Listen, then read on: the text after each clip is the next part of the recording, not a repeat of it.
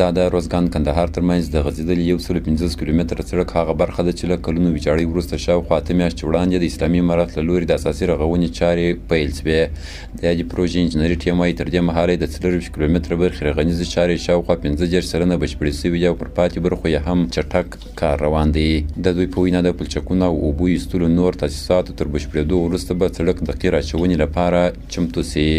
مخکنی سړک په دو مسیر باندې چې تېر شوی و هغه په انجنیري نورمونو باندې نه و برابر او وروسته د ټولګټو د وزارت د محترم قوم نه تصمیم ونیول شو چې د نوی سړک چې موږ رغوو هغه به په ټولو ملي او بینالمللي نورمونو ستاندار باندې جوړیږي او دغه مطابق ډیزاین شوی دی.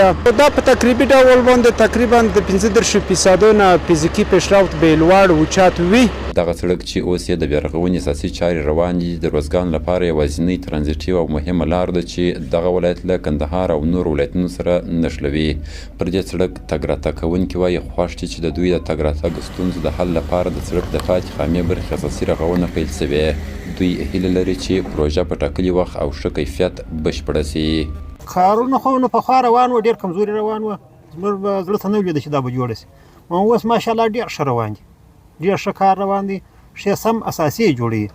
انشاءالله خدای دې جوړه کړي خدای دې وکړي چې یو ستونزه مونږ د پشکرا نه سي نه دی ډېر ښه جوړوي. ولا اوس د دولت کور ودان چې موږ ته یو معاونت کوي په اصطلاح یا د ما سره یا له تا سره داسې همکاري کوي سړک جوړوي. دا خو ډېر ګټه آبادي ده. نو زه خاص لکه کابل ته تللي داسې خوشحاله یو و دا د سړک جوړ شو انشاءالله مخ ته دوړې وي دا د ټپرونه و دا د ټکرونه کېدلو نور مصیبت مشکل زیات ولو دا د نو هغه خطرونه ټول سره بشي انشاءالله داسې به یو دوه درې میاشتې کې انشاءالله مسلمانان ټول وساتي.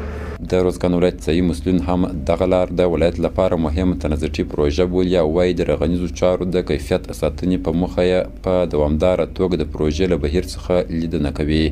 د دوی په خبره هڅه کوي چې پروژه د ټاکلو معیارونو سره سم او پر وخت بشپړه سي. د دغه لارې څخه ولایتي اداره د تخنیکي هیاتو په ملچا باندې وخت په وخت نظارت کوي ترڅو یا د لاره په اساسي ډول او په لنډ وخت کې ورغول شي. دغه لاره د روزګاني ولسونو لپاره یوه مهمه او ستراتیژیکه لار ده ځکه په د دې په رغېدو سره به د روزګان ولایت کې چې کوم خلک د اقتصادي ستونزو یا د نور ټولنیزو مشکلات سره مخ دي د دې لارې په رغېدو سره به دغه مشکلات حل شي. دا په داسې حال کې ده چې شاوخوا اته میاشتې وړاندې ټولګټو چارو وزارت له لوري د 290 میلیونه افغانیو په ارزښت د یاد سړک 24 کیلومتره خامې برخې د اساسي رغونې چارې پیل شوي دي. فرید احمد مبارز، حریت رادیو، روزګان.